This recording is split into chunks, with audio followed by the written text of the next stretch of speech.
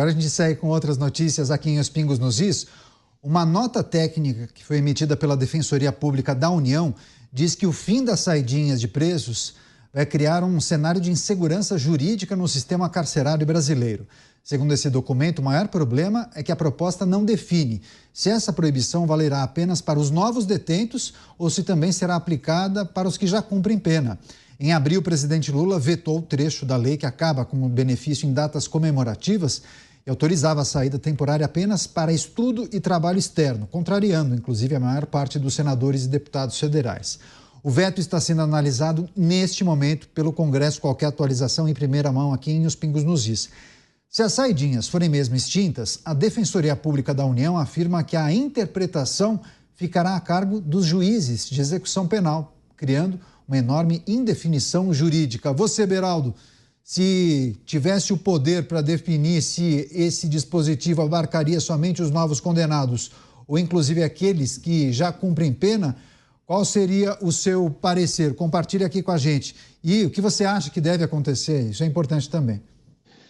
Bom, vamos lá, Canhato. Eu não sou advogado, não sou especialista. Mas durante a infância penal. escutou muitas conversas em casa, né? Muitas. Mas eu escutei conversas, Canhato, de pessoas que tratavam o direito com tal respeito e tratavam a punição de crimes com tal severidade que não permitiriam que essa festa de saidinha acontecesse. Por isso que me faltam algumas referências específicas sobre esse tema. O que eu fico indignado, Canhato, é que há uma ampla defesa de um direito para os presos criminosos. Cometeram crimes, foram dos poucos, né? Processados, punidos com pena de prisão, foram cumprir pena. Desses pouquíssimos que cumprem pena no Brasil, há uma força-tarefa para conceder a ele, manter a concessão a eles de 35 dias de férias da prisão por ano. 35 dias de férias de prisão por ano. Eu queria saber da nossa audiência, de pessoas trabalhadoras, de pessoas que dedicaram a sua vida a trabalhar, a serem pessoas decentes, corretas, a bancar esse Estado que hoje faz esse tipo de coisa conosco. Quem dessas pessoas tinha ou tem 35 dias de férias por ano e remunerado? Lembremos, porque essas pessoas são tiradas da convivência da sociedade porque não se comportaram da maneira que deveriam, cometeram crime, são encarceradas às nossas custas. Eles cometem crime, nós pagamos o processo, a polícia para prendê-los, para mantê-los presos, mas, tadinho, eles precisam de férias, senão eles não se ressocializam. Então, esse conceito, essa palavra fofa, bonitinha, ressocializar, é o objetivo do Estado, ressocializar o criminoso. E aí acham que o papel do Estado em ressocializar o criminoso é pegá-lo e jogá-lo na sociedade, a sociedade que se vire para ressocializar esse marginal. Não pode ser assim. Basta disso. Agora, na minha interpretação pessoal, se dependesse de mim, cana é cana, prisão é prisão, pena é pena. Tem que ser cumprida na integralidade dentro do sistema carcerário. Mas, seja o novo preso ou o preso que já foi, mas sabendo da dinâmica da justiça brasileira, do que prevê as leis brasileiras, vão alegar e terão sucesso de que essa nova norma ela só caberá para novos presos. E aí a gente vai ter que conviver com essa farra, com essa festa por muitos anos ainda. Mota, qual o peso desse parecer da Defensoria? Não tem um cheiro de spoiler de judicialização? Pois é, a Defensoria está preocupada porque o veto pode causar indefinição jurídica. Porque, né? O Brasil hoje já é o paraíso da segurança jurídica. Imagine a gente atrapalhar a segurança jurídica atual. Olha, a preocupação da Defensoria é a preocupação de todos nós. Ninguém quer mais insegurança. Mas, sinceramente, eu acho que esse é um preço pequeno a ser pago pelo fim do absurdo, que é a saidinha. A Defensoria diz: não é possível antever o posicionamento do judiciário brasileiro. Não diga, vou imitar o Cristiano Beraldo, não diga. Alguém avisa, a Defensoria avisa lá, que essa incapacidade de prever decisões judiciais se chama insegurança jurídica e que a gente já vem sofrendo disso há muito tempo. Isso não tem absolutamente nada a ver com o fim da saidinha. Você, Dávila, o que é preciso refletir e trazer para o debate? Bom, a primeira coisa é que a pior coisa que existe é quando um órgão técnico, como a Defensoria, tenta esconder, por meio de um parecer técnico, a sua visão política. Isso é péssimo. Isso só aumenta ainda mais a insegurança jurídica no Brasil. É isso que a Defensoria está fazendo. Na verdade, é muito simples. Se a saidinha é proibida, ela é proibida para todo mundo. Não existe direito adquirido. Isso aqui não é aposentadoria, isso aqui não é benefício fiscal, isso aqui é a lei. A partir de hoje a lei é essa e ela vale para todo mundo. Não tem nenhuma dúvida disso. Não existe assim, não, só para as pessoas que vão ser presas a partir da data da promulgação da lei que vale. Isso não tem o menor cabimento, ainda mais uma questão de cumprimento da pena. Então, é a Defensoria usando um arcabouço uma linguagem técnica para manifestar a sua postura política. Mais um desserviço à nação. Tá certo. Inclusive, a produção acabou de me compartilhar uma informação, um destaque aqui.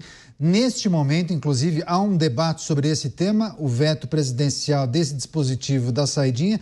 Quem fala neste momento é o deputado federal Kim Kataguiri, do União Brasil, eleito por São Paulo. Vamos acompanhar um trecho do que ele disse. No Ministério dos Direitos Humanos, no Ministério da Justiça e Segurança Pública. É isso que nós vemos acontecendo nesse governo e é por isso que, com votos dos deputados e senadores, nós vamos derrotar o governo Lula agora na saidinha. Obrigado, presidente. Com a palavra o autor do projeto, o deputado Pedro Paulo.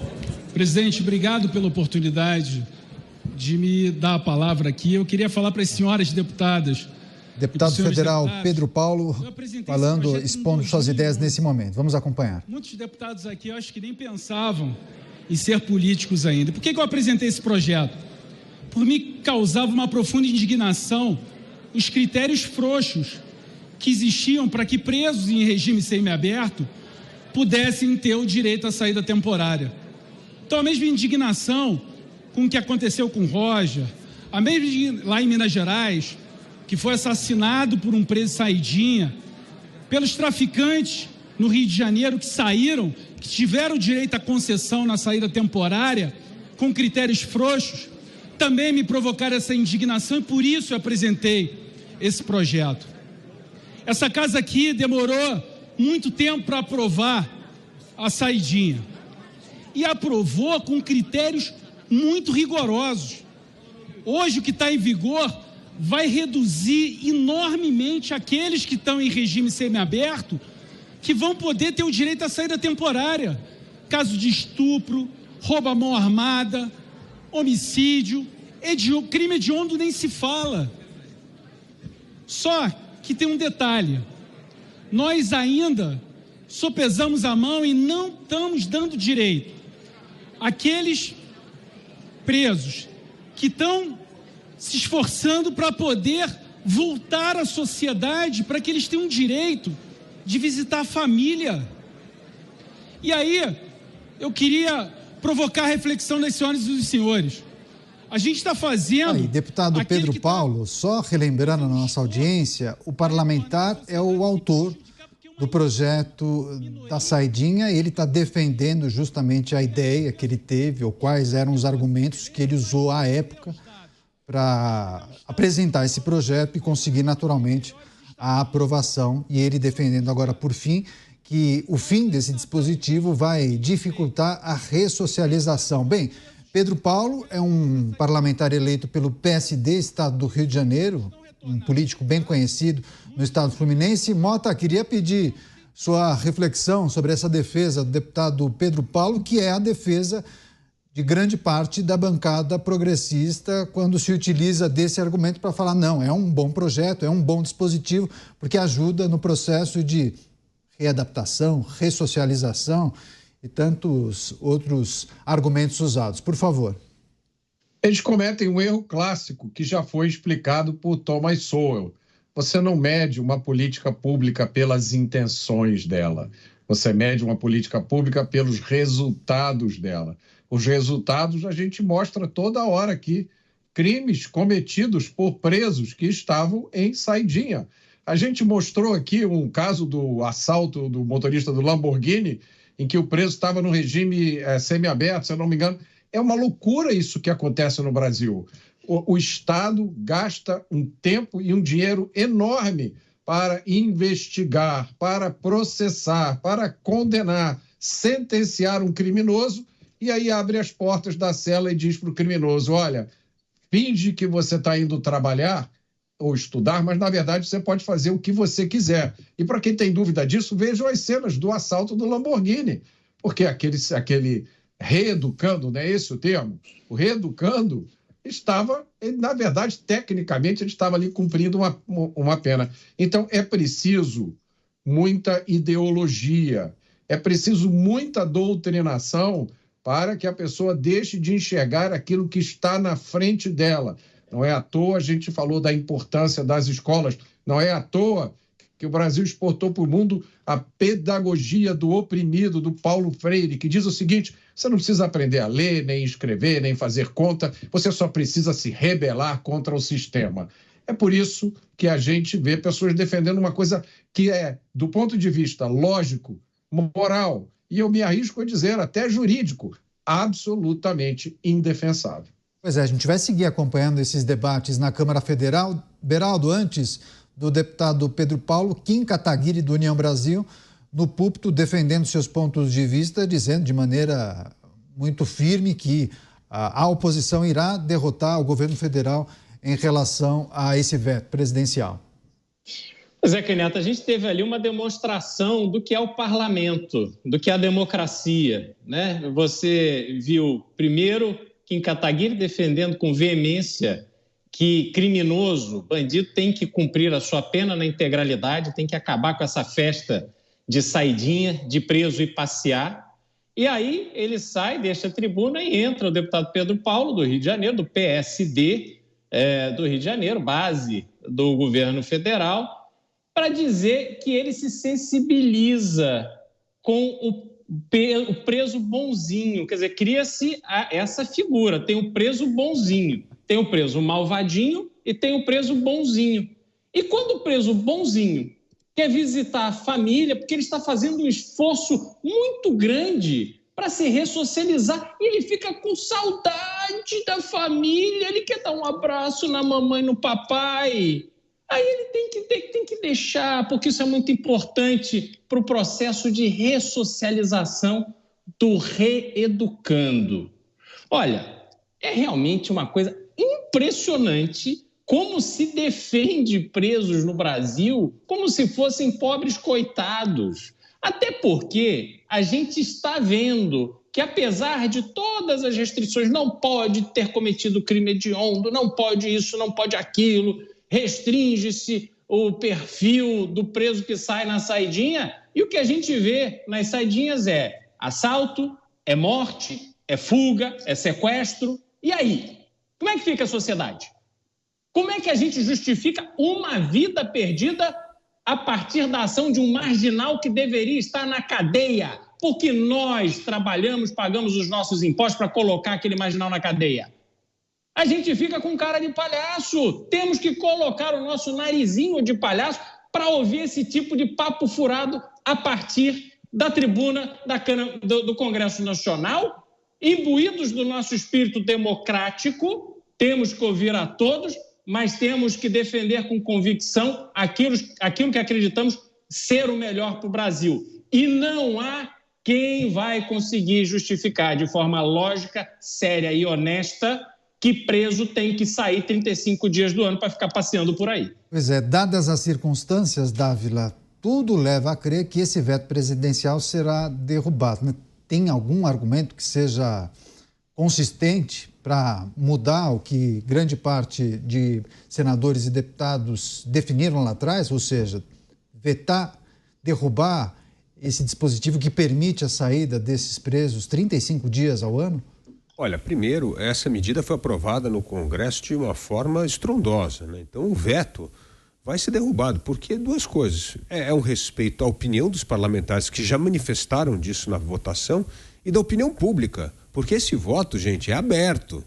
Eu quero ver ir lá no placar eletrônico e votar contra. Isso faz diferença, né? Faz toda a diferença. Votação aberta, aliás, toda votação deveria ser aberta, né? Porque essa história de votação fechada é só para poder dar a autorização à traição no escurinho do cinema. Não, tem que ser aberta. Então, uma votação aberta para derrubar um veto presidencial que trata de um assunto que preocupa a população, não me parece algo que vai acontecer. Portanto, o governo deve sim perder essa votação no Congresso Nacional.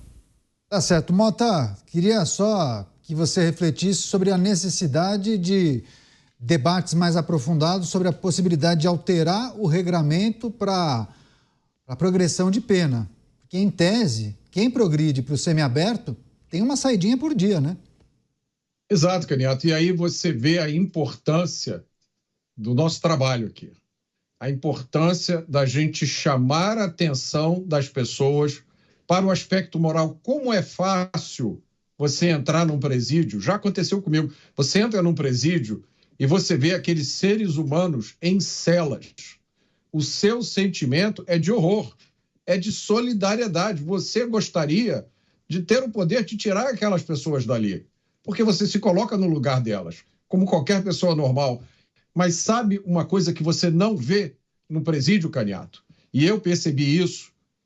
Isso para mim foi uma realização, assim, foi uma conscientização. Você não vê as vítimas, Caniato. Você não vê os pais que nunca mais verão os filhos. Você não vê os filhos que tiveram que enterrar os pais. Você não vê as mulheres que tiveram seus corpos violados e que nunca mais vão esquecer dessa experiência. É uma sentença perpétua. Você só vê os criminosos presos. E aí perceba, até a palavra criminosos é retirada. A gente fala aqui dos presos, como se fossem pessoas que foram presos por razão nenhuma, por nada. É uma injustiça profunda.